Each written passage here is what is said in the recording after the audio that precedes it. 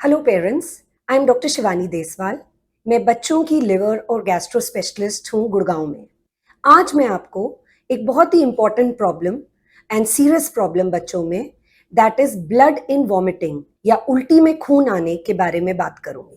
ये कहाँ से आती है, ये क्यों आती है और इसको सर्जरी की ज़रूरत नहीं होती और हम इसको एंडोस्कोपिकली कैसे मैनेज करते हैं उसके बारे में बताऊंगी। पहली बात, हमें ये बहुत इंपॉर्टेंट है डिफ्रेंशिएट करना कि ये ट्रूली खून में उल्टी है बच्चों के। बहुत बारी बच्चे के नाक से खून आता है या बच्चे की खांसी में थोड़ा सा खून आ जाता है और नाक का खून बच्चा अंदर ले जाता है पेट में और उसको निकाल देता है उल्टी, और पेरेंट्स घबरा जाते हैं कि ये बच्चे के पेट से खून आया है। तो इसको ट्रू हेमेटोमेसिस से डिफ्रेंशिएट करना बहुत जरूरी है। दूसरा, बच्चों की उल्टी में खून क्यों आता है। जैसे कि हम जानते हैं, उल्टी में खून यूजली 3 जगह से आ सकता है। या तो बच्चे की फूड पाइप से, जिसको हम इसोफेगस कहते हैं, या बच्चे की खाने की थैली जिसको हम स्टमक कहते हैं, या upper part of small intestine जिसको हम डियोडेनम कहते हैं। बच्चे की फूड पाइप में क्यों खून आता है, क्या हो जाता है। अगर बच्चे की फूड पाइप में बच्चे को रिफ्लक्स की प्रॉब्लम हो और बच्चे की फूड पाइप में अल्सर बन जाए या घाव बन जाए तो उससे बच्चे की उल्टी में खून आ सकता है। दूसरा कारण जो बच्चों में बहुत कॉमन है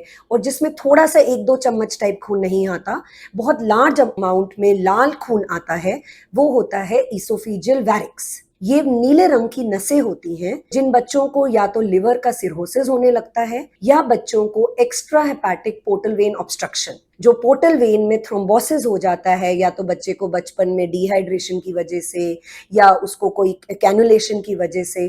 तो जब वो थोड़े से बड़े हो जाते हैं तब प्रेशर बढ़ जाता है थ्रोम्बस की वजह से और नीली नसें फूल जाती हैं और बच्चे को खूब सारी खून की एकदम उल्टी होती है। तीसरा कारण जो देखा गया है वो है मैलरी वीस्टियर। मैलरी वीस्टियर का मतलब, पहले तो बच्चे को 2-3 उल्टी ऐसे ही होती है, तो बच्चा उल्टी करता है और जब जोर से उल्टी कर देता है तो इसोफेगस के लोअर पार्ट में एक टियर हो जाता है जिसकी वजह से ब्लड आ जाता है। ये 3 कॉमन कारण हैं बच्चों में फूड पाइप में खून की उल्टी होने की। दूसरा प्रॉब्लम होता है पेट, स्टमक से खून क्यों आता है। ज्यादातर हम आजकल देखते हैं कि हमारे पास बच्चे एक्यूट इरोसिव गैस्ट्राइटिस से आते हैं। एक्यूट इरोसिव गैस्ट्राइटिस मतलब बच्चे ने पेट दर्द के लिए बहुत सारे पेन किलर्स खाए हों या उसको कोई वायरल इन्फेक्शन लगा हो और उसके बाद जब उल्टियां होती हैं साथ में पेट में घाव हो जाते हैं और वो साथ में वॉमिट में ब्लड की तरह टिंज होकर आते हैं। दूसरा कॉमन कारण है gastric ulcer. Again, gastric ulcers या तो पेन किलर से हो सकते हैं बहुत सारे यूज करने की वजह से, या एच पाइलोरी बैक्टीरिया, एक बैक्टीरिया है पेट में जो एसिड ज्यादा प्रोड्यूस करता है, तो उस बच्चों में गैस्ट्रिक के अल्सर बन जाते हैं। कभी कभार रेयरली हमें बच्चों में कोई फॉरेन बॉडी बच्चे ने खा ली हो और उसको पता ना हो और बहुत टाइम से रही हो,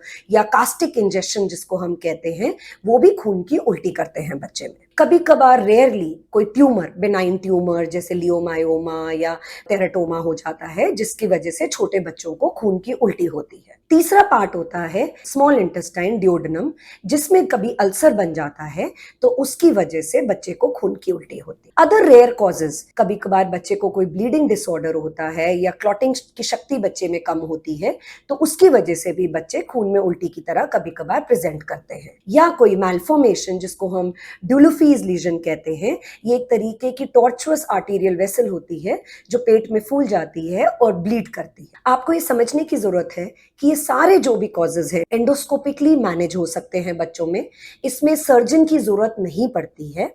और एंडोस्कोपिकली अगर बच्चे को नसें फूले हुई हैं तो उसी टाइम हम एंडोस्कोपी में देखते हैं और बच्चे को छल्ला या बैंड लगा देते हैं। दूसरे, अगर बच्चे के बाई चांस डेलोफीज लीजन निकलता है या कोई अल्सर है और ब्लीड कर रहा है एक्टिवली, तो हम या तो उसको क्लिप करके या कोगुलेशन करके वहीं पे ब्लीडिंग रोक देते हैं। तीसरा, अगर बच्चे को कोई एच पाइलोरी गैस्ट्राइटिस है या कुछ, तो हम उसको एंटीबायोटिक से मैनेज करते हैं। तो इसमें सर्जरी की जरूरत नहीं होती, लेकिन ये बहुत ही इंपॉर्टेंट इमरजेंसी वार्निंग साइन है।